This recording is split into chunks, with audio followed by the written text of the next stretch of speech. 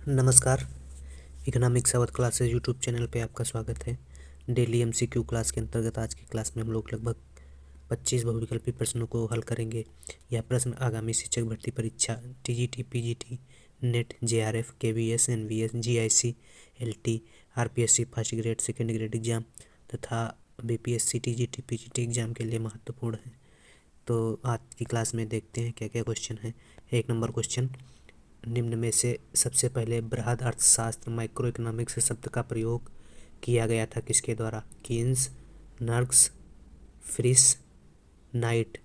तो सर्वप्रथम माइक्रो और माइक्रो मतलब व्यष्टि और समष्टि अर्थशास्त्र का प्रयोग जो है प्रोफेसर रेगनर फ्रिस द्वारा किया गया था। रेगनर फ्रिस सी ऑप्शन में है, इसलिए सी सही है। व्यष्टि अर्थशास्त्र क्या है और समष्टि अर्थशास्त्र किसे कहते हैं, इनकी शाखाएं क्या क्या हैं, इनके बारे में जान लेते हैं। तो व्यष्टि अर्थशास्त्र व्यक्तियों एवं व्यक्तियों के छोटे समूह की आर्थिक क्रियाओं का अध्ययन व्यष्टि अर्थशास्त्र में किया जाता है। व्यष्टि अर्थशास्त्र में मुख्य रूप से फर्मों, परिवारों, व्यक्तिगत कीमतों, मजदूरी, आय, व्यक्तिगत उद्योगों और विशेष वस्तुओं का अध्ययन किया जाता है। व्यष्टि अर्थशास्त्र में मुख्य रूप से वस्तु की कीमत सिद्धांत, साधन कीमत सिद्धांत, आर्थिक कल्याण सिद्धांत। वस्तु की कीमत सिद्धांत के अंतर्गत मांग का सिद्धांत एवं लागत का सिद्धांत तथा साधन कीमत सिद्धांत में लाभ, मजदूरी, लगान, ब्याज के सिद्धांत का अध्ययन किया जाता है। जबकि समष्टि अर्थशास्त्र में समष्टि अर्थशास्त्र के अंतर्गत संपूर्ण अर्थव्यवस्था का अध्ययन किया जाता है, जो बृहद स्तर पर आर्थिक क्रियाओं का अध्ययन करती है, जिसमें मुख्य रूप से समग्र मांग, समग्र पूर्ति, समग्र रोजगार, समग्र निवेश तथा समग्र आय का अध्ययन किया जाता है। समष्टि अर्थशास्त्र में आय एवं रोजगार सिद्धांत के साथ साथ वस्तु की कीमत स्तर जैसे मुद्रास्फीति का अध्ययन, आर्थिक विकास के सिद्धांतों का अध्ययन तथा वितरण के बृहद सिद्धांतों का अध्ययन समष्टि अर्थशास्त्र के अंतर्गत किया जाता है। प्रोफेसर बोल्डिंग और सैमुअल्सन व्यष्टि और समष्टि अर्थशास्त्र को पूरक मानते हैं। तो व्यष्टि और समष्टि अर्थशास्त्र का सर्वप्रथम प्रयोग जो है प्रोफेसर रेगनर फ्रिस द्वारा किया गया था। इस प्रकार से एक का सही आंसर जो है वह सी है। अगला 2 नंबर क्वेश्चन, निम्न उद्देश्यों में से किसके उत्पादन के उत्पादों पर व्यक्तिगत स्वामित्व होता है? तो पूंजीवादी अर्थव्यवस्था में जो है उत्पादक के उत्पादन पर व्यक्तिगत स्वामित्व होता है पूंजीपति का। पूंजीवादी अर्थव्यवस्था क्या है जान लेते हैं, यहाँ से प्रश्न एग्जाम में मिलने की संभावना है। तो पूंजीवादी अर्थव्यवस्था ऐसी अर्थव्यवस्था को कहते हैं जहाँ संसाधनों पर पूंजीपतियों का स्वामित्व होता है और पूंजीपति नीतियाँ अपने अनुसार बनाते हैं। निजी संपत्ति का अधिकार होता है। कीमत यंत्र मांग एवं पूर्ति के माध्यम से निर्धारित किया जाता है तथा बाजार मुक्त बाजार अर्थव्यवस्था होती है पूंजीवादी अर्थव्यवस्था। और हस्तक्षेप की नीति पूंजीवादी अर्थव्यवस्था में पाई जाती है। व्यक्तिगत हित सर्वोपरि होता है तथा उपभोक्ता की प्रभुत्ता स्थापित होती है, अर्थात पूंजीवादी अर्थव्यवस्था में उपभोक्ता को सम्राट कहा जाता है। लाभ के उद्देश्य से पूंजीवादी अर्थव्यवस्था में उत्पादक कार्य करता है तथा व्यवसाय चुनने की स्वतंत्रता होती है और प्रतियोगिता पूंजीवादी अर्थव्यवस्था में रहती है। इसी प्रकार से समाजवादी अर्थव्यवस्था में उत्पादन के साधनों पर सामूहिक एवं सामाजिक स्वामित्व होता है तथा उत्पादन वितरण संबंधी क्रियाएं सरकार के स्वामित्व में चलती हैं तथा निजी संपत्ति का अधिकार होता है, सीमित अधिकार होता है निजी संपत्ति रखने का तथा एक केंद्रीय नियोजन सत्ता होती है जो आर्थिक क्रियाओं का संचालन करती है। कीमत यंत्र की जो है गौड़ भूमिका होती है तथा आर्थिक समानता, आर्थिक विषमता की समाप्ति हो जाती है, आर्थिक समानता रहती है तथा शोषण का अंत हो जाता है और प्रतियोगिता का भी अंत हो जाता है। तो यहाँ पूंजीवादी और समाजवादी अर्थव्यवस्था की कुछ विशेषताएं थी। अगली क्वेश्चन है, निम्न में से किसे शास्त्रीय अर्थशास्त्र का मूल मंत्र माना जाता है? तो शास्त्रीय अर्थशास्त्र या परंपरागत अर्थशास्त्र के प्रमुख सिद्धांत प्रमुख अर्थशास्त्रियों में मुख्य रूप से एडम स्मिथ मेन अर्थशास्त्री हैं। कभी कभी परंपरागत अर्थशास्त्रियों को क्रम से लगाने के लिए पूछ लेता है। तो परंपरागत अर्थशास्त्रियों में सबसे पहले अर्थशास्त्री का नाम एडम स्मिथ है, जो 1723 ईस्वी में स्कॉटलैंड में जन्म हुआ था। सेकेंड नंबर पे माल्थस 1766 ईस्वी में इंग्लैंड के निवासी थे। और थर्ड नंबर पे रिकार्डो जो 1772 ईस्वी में इंग्लैंड के निवासी थे। और फोर्थ नंबर पे जेएस मिल जो 1806 में जिनका जन्म हुआ और जो लंदन के निवासी थे। तो पहले एडम स्मिथ, माल्थस, रिकार्डो और जेएस मिल, यह सही क्रम है। एडम स्मिथ, माल्थस, रिकार्डो और जेएस मिल। तो इस प्रकार से जो मेन अर्थशास्त्री हैं क्लासिकल अर्थशास्त्र के, वह एडम स्मिथ हैं। अगला 4 नंबर क्वेश्चन, नगद कोष का प्रतिशत कम होने से बैंक के साख सृजन की क्षमताएं वृद्धि होती है, कमी हो जाती है, स्थिरता आ जाती, कोई नहीं। तो नगद कोष का प्रतिशत कम होने से बैंक की साख सृजन की क्षमताओं में वृद्धि होती है।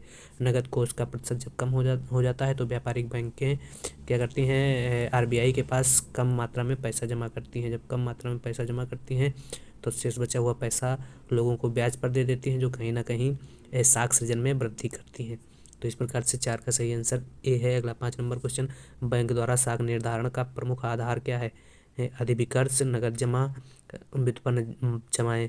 तो बैंक द्वारा साख निर्माण का जो प्रमुख आधार है वह नगद जमाएं है। 5 का सही आंसर बी है। अगला 6 नंबर क्वेश्चन, 19 जुलाई 1969 को जिन बैंकों का राष्ट्रीयकरण किया गया उनकी पूंजी। तो बैंकों का राष्ट्रीयकरण मुख्य रूप से 3 बार किया गया है। 1949 में आरबीआई का राष्ट्रीयकरण किया गया। 1969 में 14 बड़े बैंकों का राष्ट्रीयकरण किया गया, जिनकी जो कुल पूंजी थी वह 50 करोड़ रुपए से अधिक थी। और 1980 में 6 बड़े बैंकों का राष्ट्रीयकरण किया गया, जिनकी जो संपत्ति या पूंजी धारता जो थी वह 200 करोड़ प्लस रुपए थी। तो इस प्रकार से जब 1969 में बैंकों का राष्ट्रीयकरण किया गया, 14 बैंकों का राष्ट्रीयकरण, उस समय पूंजी जो रखी गई थी बैंकों की वह 50 करोड़ से अधिक रखी गई थी। तो 6 का सही आंसर सी है। अगला, हीरा पानी विरोधाभास किसने दिया? तो हीरा पानी विरोधाभास की अवधारणा जो है प्रोफेसर एडम स्मिथ द्वारा दी गई थी और माल्थस ने इसका उचित समाधान प्रस्तुत किया। तो इसमें एडम स्मिथ है ही नहीं, तो इसमें कोई नहीं हो जाएगा, डी सही है। अगला 8 नंबर क्वेश्चन, गणनावाचक उपयोगिता सिद्धांत के अनुसार मुद्रा की सीमांत उपयोगिता। तो गणनावाचक उपयोगिता सिद्धांत के अनुसार मुद्रा की सीमांत उपयोगिता स्थिर रहती है, सी सही है। अगला, निम्न चित्र में उपभोक्ता की बचत। तो उपभोक्ता एक वस्तु खरीदने के लिए ONAD वस्तु का वस्तु की कीमत देना चाह रहा था, लेकिन उपभोक्ता को वस्तु की OPAN मात्रा AM कीमत देने पर वस्तु प्राप्त हो गई। तो इसलिए TPA जो है उपभोक्ता की बचत हो गई। तो TPA उपभोक्ता की बचत है। अगला क्वेश्चन है 10 नंबर क्वेश्चन, 2 पूर्ण प्रतिस्थानापन्न वस्तुओं की आड़ी लोच क्या होगी? तो पूर्ण प्रतिस्थानापन्न वस्तुओं की आड़ी लोच जो है वह अनंत होती है। स्थानापन्न वस्तुओं के संदर्भ में मांग की आड़ी लोच धनात्मक होती है, पूरक वस्तुओं के लिए ऋणात्मक होती है और स्वतंत्र वस्तुओं के लिए 0 होती है।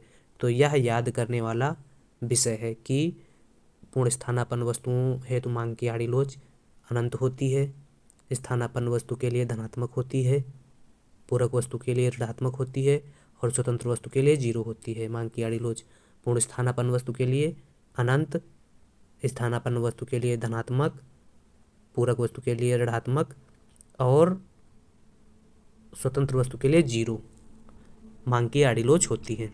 अगला जो क्वेश्चन है वह है 11 नंबर क्वेश्चन, स्थानापन्न वस्तुओं के लिए मांग की आड़ी लोच। तो स्थानापन्न वस्तुओं के लिए मांग की आड़ी लोच धनात्मक हो जाती है, तो डी सही है। अगला, उद्घटित अधिमान सिद्धांत का प्रतिपादन किसने किया? कीन्स, रॉबिन्सन, मार्शल, कोई नहीं।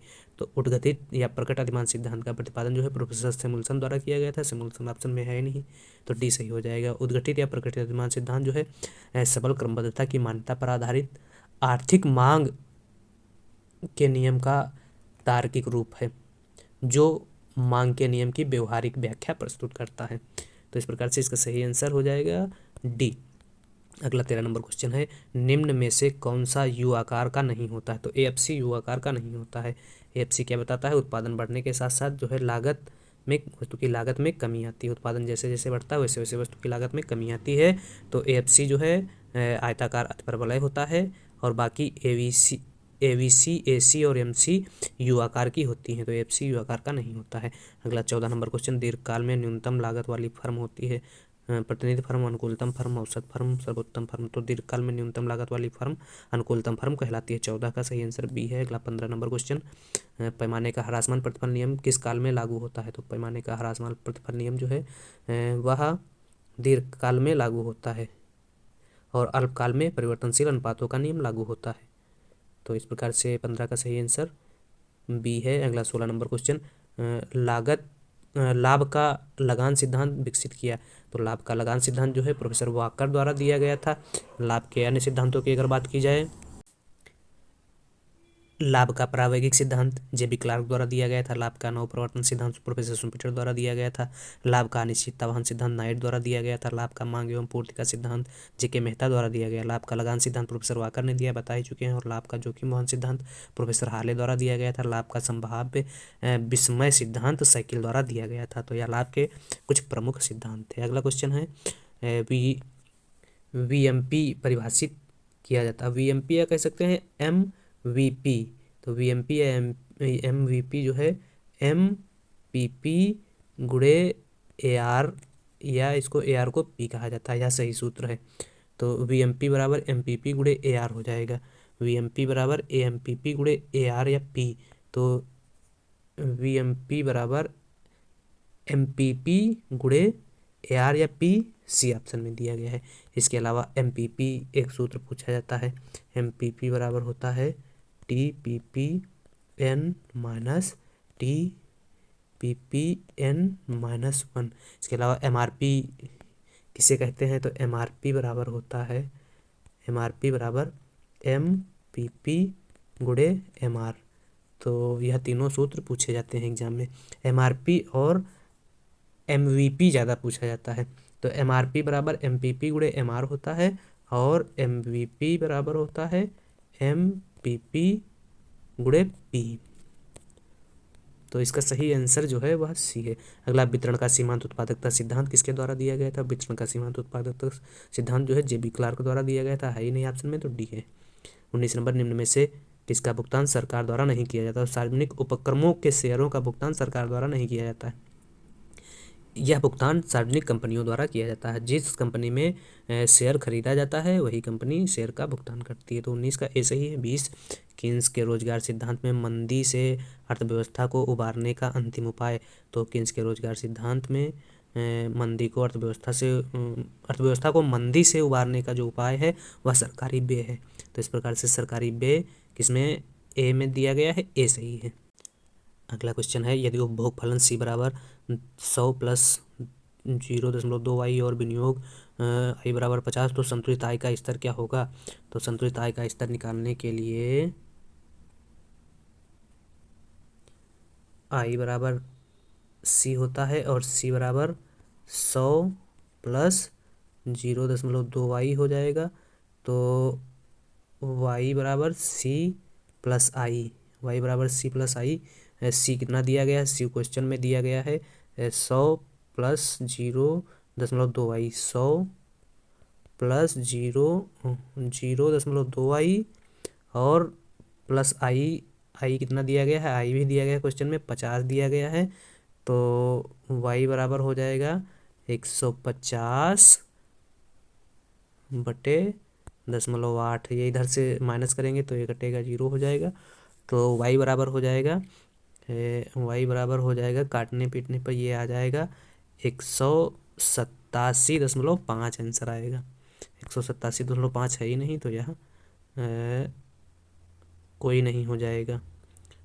और अगर 187.5 C बराबर 100 प्लस 2 गुणे 187.5, इसको गुणा कर दिया जाए 2 से, तो 100 प्लस 4, कोई नहीं आएगा इसका आंसर।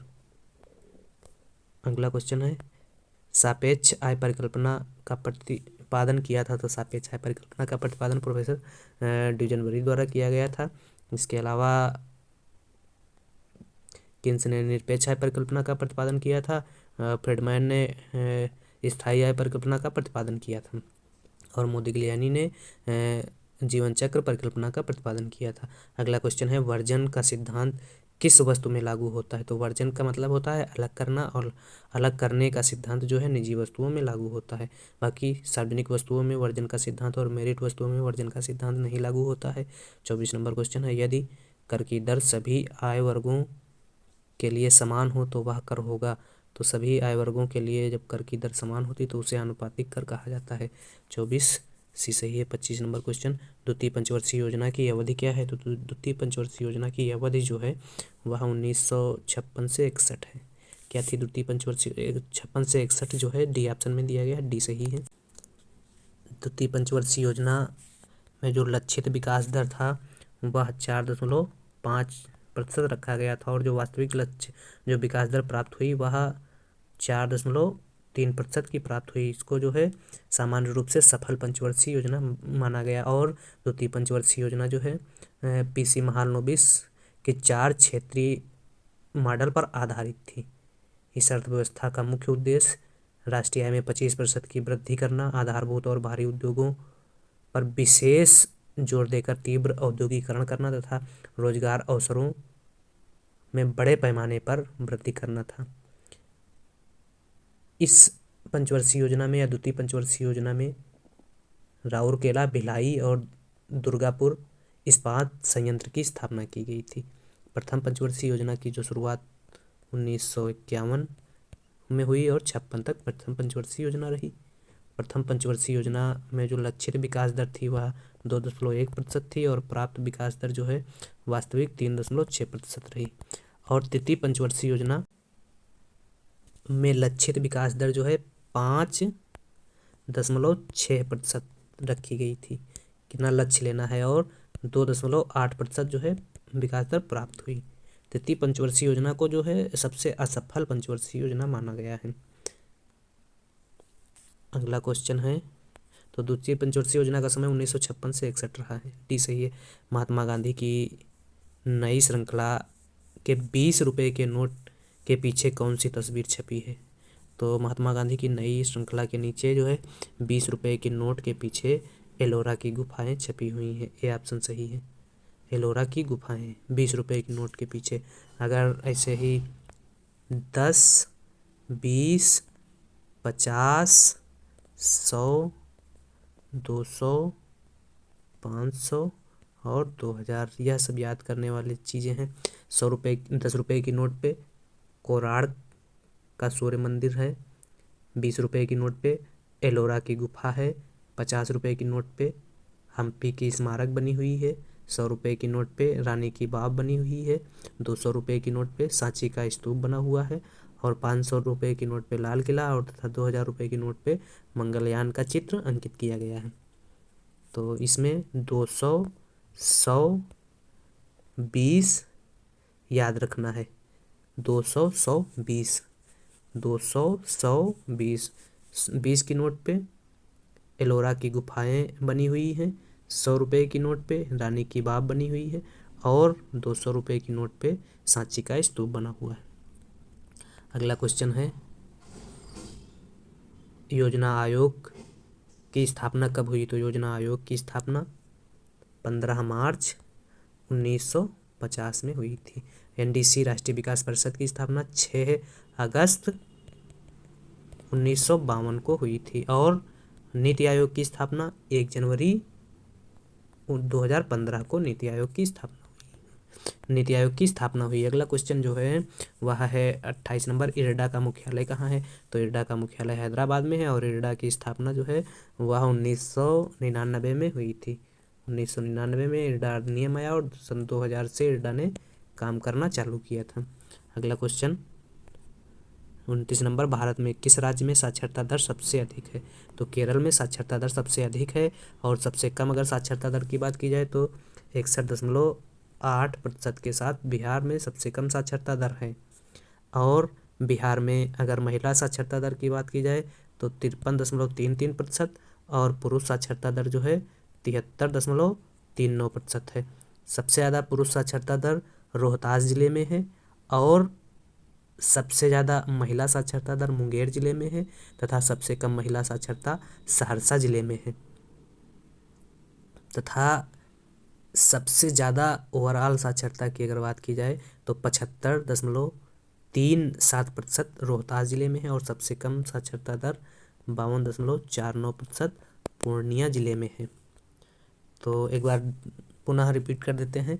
महिला साक्षरता 53.33%। महिला साक्षरता में सबसे ज़्यादा महिला साक्षरता मुंगेर में है और सबसे कम महिला साक्षरता सहरसा में है। और पुरुष साक्षरता 73.39%। पुरुष साक्षरता में रोहतास सर्वोच्च स्थान पे है, सबसे ऊंचे है। और ओवरऑल साक्षरता में रोहतास 75.737% के साथ पहले स्थान पे है और पूर्णिया जो है अंतिम स्थान पे है 38 जिलों में। तो इस प्रकार से यह साक्षरता के संदर्भ में कुछ महत्वपूर्ण बातें थी। अगला, भारत में क्षेत्रीय ग्रामीण बैंक का कार्य कब शुरू हुआ? तो भारत में क्षेत्रीय ग्रामीण बैंक का कार्य जो है 1975 से शुरू हुआ। 2 अक्टूबर 1975 में क्षेत्रीय ग्रामीण बैंक की स्थापना की गई थी और कार्य भी 1975 से ही चालू हुआ था।